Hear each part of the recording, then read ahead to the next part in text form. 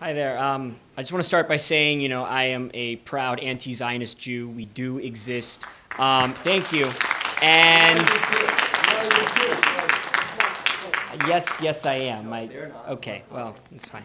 Okay, so, I wanted to ask, I was sort of interested by this, in your talk, you say Israel is a fundamentally pro-life society.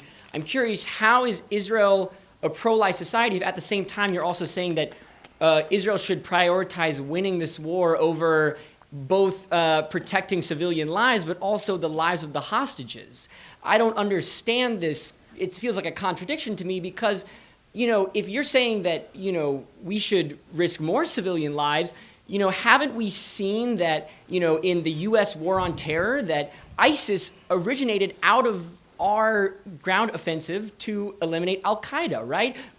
A large-scale ground offensive of this size will inevitably lead to more trauma and more terrorism. I just want to end off also on there's a Jewish Midrash. There's a saying that when you save one life, you save an entire world, you save an entire universe, and I think that in this war we should be protecting lives at all costs, whether they're Jewish or Palestinian. So I'd say,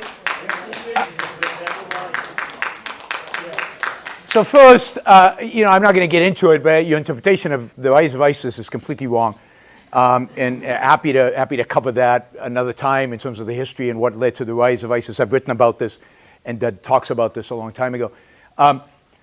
Violence does not create terrorism. Never has. The reality is that I don't know when was the last time Americans were killed by a Japanese terrorist.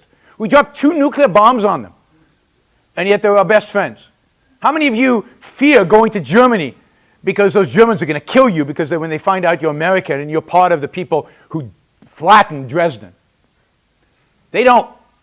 Defeated countries do not then engage in violence against once they realize they've been defeated.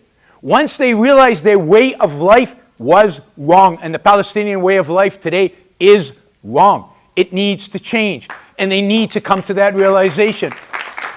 And the only way they will come to that realization is when they are defeated. And that would be good for the Palestinians, not only for the Israelis. Their lives will be better because they will live in a thriving pro-life society once that happens. In terms of valuing life, the responsibility of an Israeli military is to value the life of Israelis. The responsibility of the Israeli military is to protect the lives of Israelis. Now, you say, but what about the hostages? They're Israelis after all. My fear about the hostages is that yes, there are 100 and something hostages there. But by negotiating with Hamas, by cutting a deal, by having a ceasefire, by not defeating Hamas, you sacrifice many, many times the 100 people in the future. Many, many, many more Israelis will die in the future if you compromise today, if you sell it today. And look, this is not theoretical. This is not hypothetical. Israel has done this many, many times. One of the reasons they took hostages is because of Israel releasing 1,000 for one soldier, Shalit, a few years ago when they released him. And Israel has cut deals with the Palestinians over and over again without defeating them. And the results of those deals have always been more violence, not more peace, more violence. So it's time to stop pretending, stop deluding ourselves, stop pretending that there's somebody to talk to right now because there isn't.